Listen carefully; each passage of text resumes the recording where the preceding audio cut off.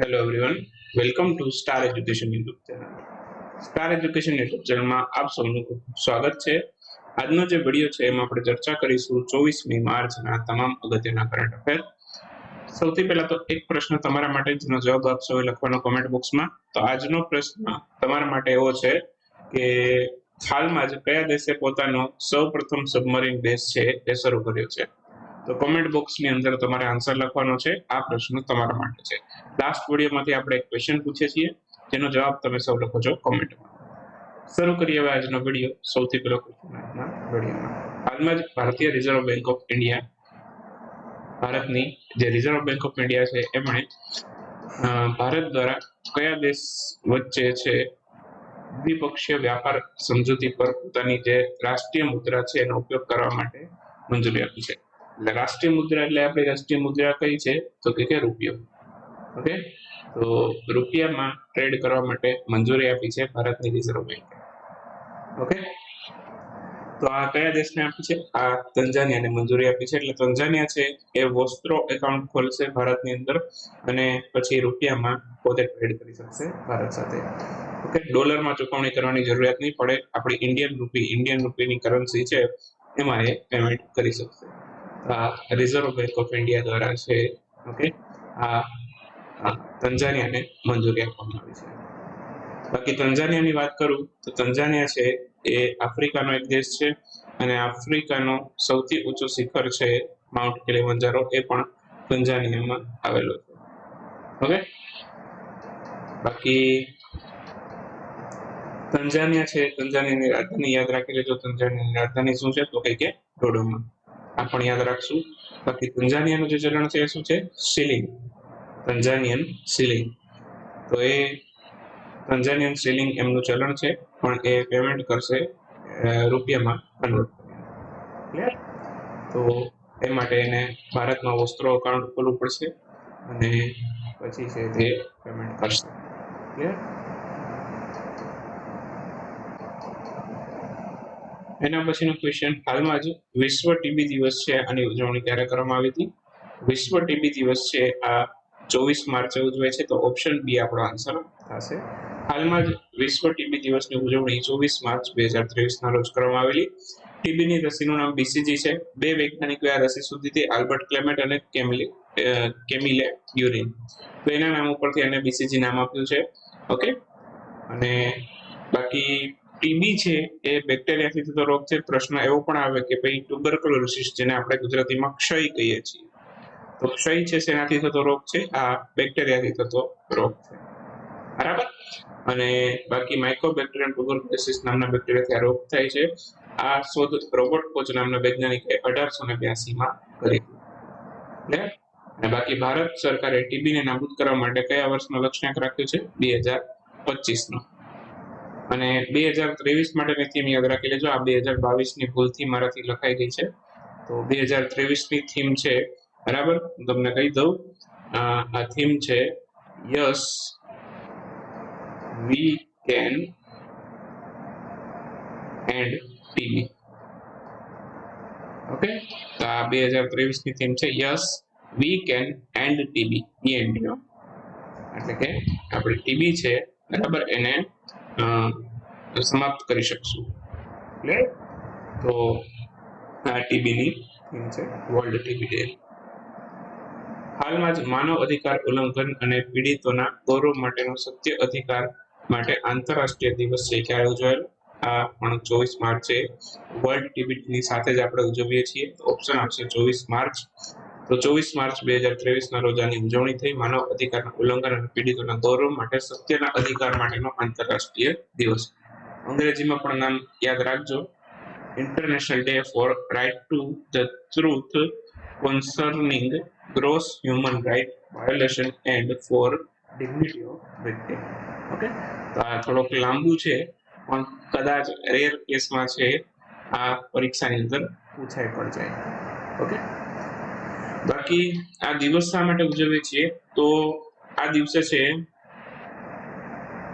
મોન્સિનોર Oscar આર્નુલ્ફો રોમેરો આમની હત્યા કરવામાં આવી હતી 24 માર્ચ 1880 ના રોજ.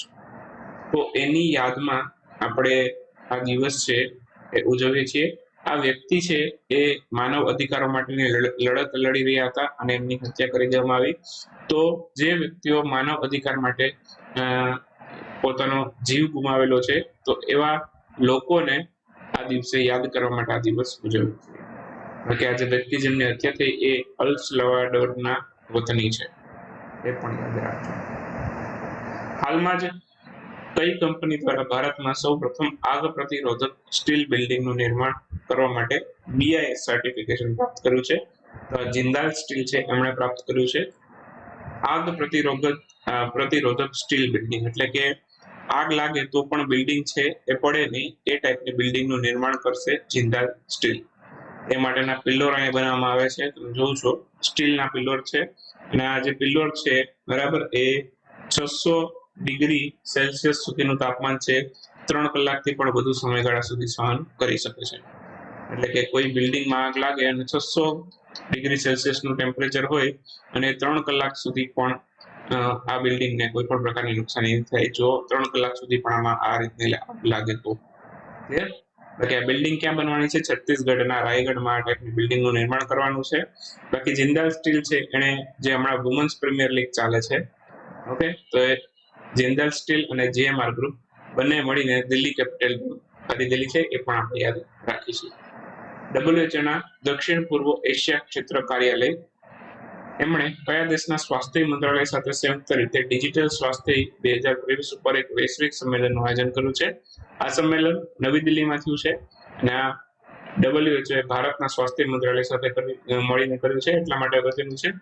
ઓપ્શન સી આપણો આન્સર થશે. WHO નું દક્ષિણ પૂર્વીય એશિયાનું ક્ષેત્રીય કાર્યાલય છે, ઓકે, એમણે આ ભારતના સ્વાસ્થ્ય અને પરિવાર કલ્યાણ મંત્રાલય છે એની સાથે આ વૈશ્વિક સંમેલનનું આયોજન કર્યું છે, જેનું નામ છે ડિજિટલ સ્વાસ્થ્ય 2023.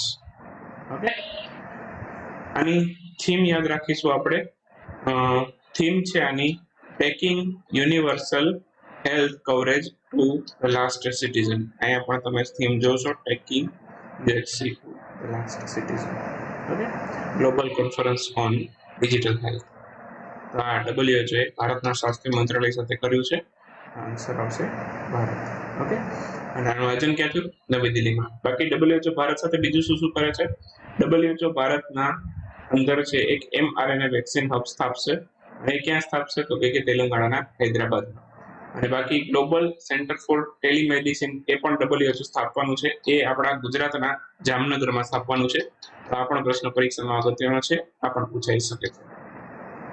હાલમાં કયા દેશ અથવા તો સંગઠન દ્વારા ક્રિટિકલ રો મિનરલ એક્ટ અને નેટ ઝીરો ઇન્ડસ્ટ્રી એક્ટ પસાર કરવામાં આવ્યો છે? આ યુરોપિયન યુનિયનને પસાર કર્યો છે, તો ઓપ્શન બી આપણો આન્સર થશે. હાલમાં જ છે યુરોપિયન યુનિયન દ્વારા ક્રિટિકલ રો મિનરલ એક્ટ અને નેટ ઝીરો ઇન્ડસ્ટ્રી એક્ટ પસાર કરવામાં આવ્યો છે. યુરોપિયન યુનિયનની વાત કરું તો કુલ 27 દેશો છે યુરોપિયન યુનિયનની અંદર, અને 28મો દેશ બોસ્નિયા બનશે એપ્રુવલ મળે પછી. ફાઇનલ એપ્રુવલ જે બાકી છે. બાકી યુરોપિયન યુનિયનમાં ક્રોએશિયા 20મો દેશ બની ગયો છે કે જે પોતાનું ઓફિશિયલ ચલણ છે એ યુરોને અપનાવશે. ક્લિયર? અત્યાર સુધીમાં 19 દેશો અપનાવતા હતા, હવે 20મો દેશ ક્રોએશિયા બન્યો કે જે યુરોને અપનાવે છે. યુરોપિયન યુનિયન છે પેટ્રોલ ડીઝલથી ચાલતી ગાડીઓ છે એને 2035 સુધીમાં બંધ કરી દેશે. પ્રતિબંધ લગાવવાના પણ કાયદાઓ જાહેર કર્યા છે પેટ્રોલ ડીઝલથી ચાલતી ગાડીઓ. ઓકે, અને હાલમાં જ છે યુરોપિયન સ્પેસ એજન્સી એણે પોતાના બીજા રોકેટ લોન્ચ પેડ સેન્ટર છે એનું ઉદ્ઘાટન કર્યું હતું, અને આ સ્વીડનના કિરુના ખાતેથી કર્યું હતું. બરાબર, એનું નામ છે S range space centre. Okay, તો ત્યાંથી આનું બીજું રોકેટ લોન્ચ પેડ છે એનું ઉદ્ઘાટન કર્યું હતું. હાલમાં જ સ્પિરન્થેસ હાચીજોએન્સિસ આ એક નવી પ્રજાતિ છે. આ નીચેનામાંથી શેની પ્રજાતિ છે? ઓર્ચિડની પ્રજાતિ છે. ઓર્ચિડ એક પ્રકારનો છોડ હોય છે, દેખાડો તમને હમણાં. આ ટાઈપનો છોડ હોય છે ઓર્ચિડ. તો એની નવી પ્રજાતિ જાપાનમાંથી મળી આવી છે, જાપાનના હાચીજો આઇલેન્ડમાંથી મળી આવી છે. એના નામ ઉપરથી હાચીજો નામ આપવામાં આવેલું છે. ઓકે, તો સ્પિરન્થેસ હાચીજોએન્સિસ છે આ નવી પ્રજાતિ જાપાનમાંથી મળી છે, ઓર્ચિડની પ્રજાતિ છે અને એક પ્રકારનો છોડ છે. બાકી ઝૂલોજિકલ સર્વે ઓફ ઇન્ડિયા એને હોમોર્ગુસ ખાનદેશ નામની એક બીટલની નવી પ્રજાતિ શોધી હતી ઝૂલોજિકલ સર્વે ઓફ ઇન્ડિયા. અને કેરળમાંથી પણ એક નવી પ્રજાતિ મળી હતી કુકોબીની. એને આ પ્રજાતિને નામ આપ્યું થાઇરેસ નરેન્દ્રની. ઓકે, તો એ પણ યાદ રાખશો, આ કેરળમાંથી મળી. પ્રશ્ન પૂછે પરીક્ષામાં ક્યાંથી મળી હતી. અને આવા પ્રશ્ન છે ને જીપીએસસી માં બહુ પૂછાયેલા છે. હમણાં જે લાસ્ટ પેપર ગયો એમાં લગભગ બહુ પ્રશ્ન આવા નહોતા, પણ તમે 1 વર્ષ પહેલાના પેપર જો, ઓકે, તો એમાં લગભગ 3-4 ક્વેશ્ચન આવા હતા. ક્લિયર? અને દરેક પેપરની અંદર તમને એકાદો પ્રશ્ન તો આવો જોવા મળતો. ક્લિયર? તો બની શકે ખાલી આ 1 વર્ષના પેપરમાં આવા પ્રશ્નો ના પૂછાય, આવનારા પેપરમાં 100% પૂછાશે. ક્લિયર? તો આવા પ્રશ્નો જીપીએસસી માં પૂછાય છે, એટલા માટે અહીંયા તમને થોડું રિવિઝન પણ કરાવું છું. અગત્યનું છે, ગજ મિત્ર નામની પહેલ છે કયા રાજ્યની સરકાર દ્વારા હાલમાં શરૂ કરવામાં આવી છે? તો ગજ મિત્ર નામની જે પહેલ છે એ પશ્ચિમ બંગાળે શરૂ કરી છે. તો આન્સર આવશે પશ્ચિમ બંગાળ. ગજ મિત્ર નામની પહેલ શરૂ કરી છે. માનવો હાથીઓ વચ્ચે પશ્ચિમ બંગાળમાં ખૂબ સંઘર્ષ થાય છે, બરાબર? હાથીઓ માણસોને મારી નાખે છે, માણસો હાથીઓને મારી નાખે છે, એ ટાઈપનું થાય છે પશ્ચિમ બંગાળની અંદર. તો બંને વચ્ચે સમાધાન થાય માટે આ ગજ મિત્ર પહેલ શરૂ કરવામાં આવી છે. અને જે વિસ્તારોમાં વધુ હાથીની સંખ્યા વધારે છે તો ત્યાં અલાર્મ સિસ્ટમ પણ રાખવામાં આવશે. ઓકે, હાથીઓ આવે છે બધા ભાગી જાવ, એ ટાઈપનું આ ગજ મિત્ર પહેલ છે પશ્ચિમ બંગાળમાં શરૂ થઈ છે. બાકી પશ્ચિમ બંગાળમાં સુંદરવન પક્ષી ઉત્સવ થયો હતો, અને હમણાં એક બર્ડ કાઉન્ટ થયું હતું, ગ્રેટ બેકયાર્ડ બર્ડ કાઉન્ટ. એમાં પશ્ચિમ બંગાળમાં સૌથી વધારે પક્ષીની પ્રજાતિ જોવા મળી હતી. કુલ 489 પક્ષીની પ્રજાતિ પશ્ચિમ બંગાળમાં નોંધાઈ. એટીપી માસ્ટર 2023 1000 ચેમ્પિયનનું ટાઇટલ કોણે મેળવ્યું? આ મેળવ્યું રોહન બોપન્નાએ. પુરુષ યુગલની જોડીમાં એમણે આ ટાઇટલ મેળવેલું, રોહન બોપન્નાએ. અહીં તમે જોવો છો રોહન બોપન્ના છે, અને અત્યાર સુધીમાં એમણે આ પોતાનું 24મું ટાઇટલ મેળવેલું એટીપી માસ્ટર્સ. ઓકે, બાકી સૌથી વૃદ્ધ વ્યક્તિ પણ બની ગયા કે જેમણે એટીપી માસ્ટરનું ટાઇટલ હાંસલ કરેલું હોય. તો પ્રશ્ન એમ પૂછાય કે રોહન કોણ હાલમાં જ સૌથી વૃદ્ધ વ્યક્તિ બન્યું જેમણે એટીપી માસ્ટરનું ટાઇટલ જીત્યું? તે રોહન બોપન્ના છે. બાકી એટીપી કરીએ છીએ, એટીપી છે શું? Association of tennis professional, ATP નું પૂરું નામ છે.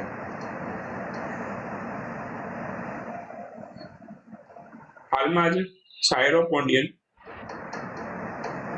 સિરટોપોન્ડિયન વિંધ્યા એની શોધ થઈ છે. સિરટોપોન્ડિયન વિંધ્યા આ શેની પ્રજાતિ છે? સિરટોપોન્ડિયન એ ગરોળીની એક પ્રજાતિ છે.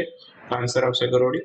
ઓપ્શન એ આપણો આન્સર થશે. સિરટોપોન્ડિયન વિંધ્યા છે એને વિંધ્યાચલ પર્વતમાળાના નામ ઉપરથી નામ આપેલું છે.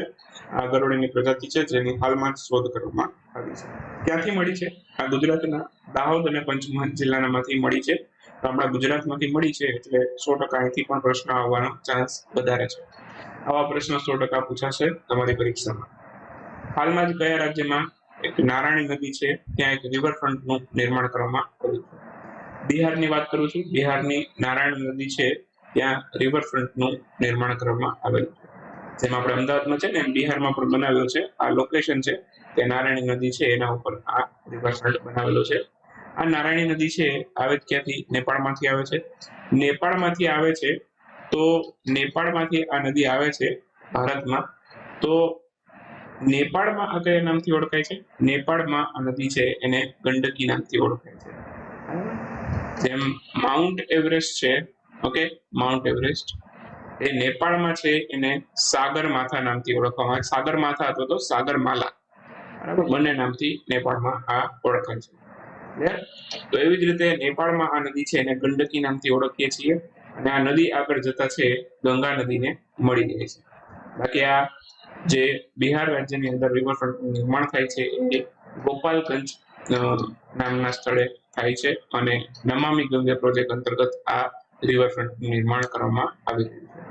બાકી આપણી એન્ડ્રોઇડ એપ્લિકેશન ડાઉનલોડ કરો, કરંટ અફેરનો કોર્સ મેળવો, અને અત્યારે એક ઓફર ચાલે છે 365 રૂપિયામાં, માત્ર ને માત્ર 365 રૂપિયામાં છે તમે આપણો કરંટ અફેરનો કોર્સ છે એક્સેસ કરી શકશો.